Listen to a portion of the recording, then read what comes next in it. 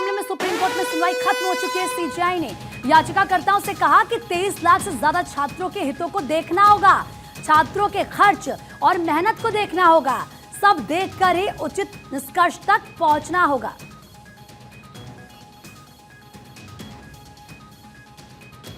अब आपको बता दें कि बुधवार को अगली सुनवाई इस पूरे मामले पर होनी है, लेकिन आप देखिए 24 लाख ऐसे छात्र हैं जो सुप्रीम कोर्ट के फैसले का इंतजार कर रहे हैं। तो सुमित, ज्यादा बातचीत के लिए इस वक्त हमारे सहयोगी जुड़ चुके हैं हमारे साथ। सुमित, जरा बताएं कि क्या कुछ कहा गया, कोर्ट की तरफ से सुनवाई खत्म हो चुकी है? देखिए, फिलहाल अभी ऑर्डर डिक्टेट किया जा रहा है, यानी कि सीजीआई अभी ऑर्डर लिखवा रहे हैं। लेकिन जो मुख्य बातें रही हैं कुल मिलाकर, उसमें सुप्रीम कोर्ट ने साफ तौर पे कहा है कि फिलहाल वो नीट परीक्षा को दोबारा कराने का आदेश जो है वो फिलहाल नहीं दे रहा है।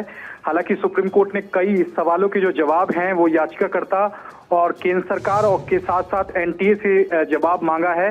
और सुप्रीम कोर्ट ने संकेत दिए हैं कि अगर सोशल मीडिया पर पेपर लीक हुआ है तब हमें परीक्षा को दोबारा रद्द करने की जरूरत है, यानी कि परीक्षा को दोबारा कराने की जरूरत है।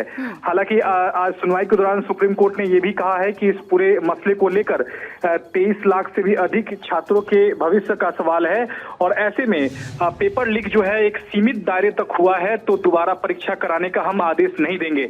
लेकिन सुप्रीम कोर्ट ने यह जरूर कहा है कि अगर बड़े पैमाने पर अगर पेपर लीक हुई है तो हमें मजबूरन पेपर लीक को देखते हुए दोबारा परीक्षा कराने का आदेश जो है वो हम दे सकते हैं। फिलहाल इस मामले की जो अगली सुनवाई है उसकी तारीख जो है लगभग तय कर दी गई है।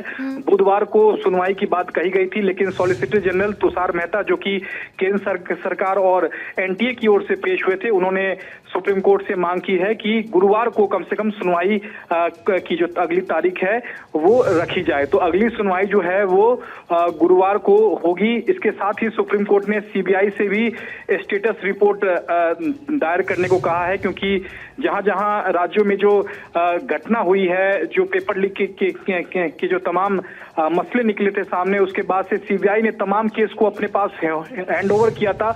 उस मसले को भी लेकर जो है तमाम जांच की जो स्टेटस रिपोर्ट है वो सीबीआई को सौंपनी होगी। तो ये कुल मिलाकर सुप्रीम कोर्ट ये जानना चाहता है कि क्या बड़े पैमाने पर पेपर लीक हुआ है या नहीं। इसको लेकर तमाम सवाल जो हैं वो याचिकाकर्ता के साथ ठीक है सुमित, बिल्कुल आपने सही कहा।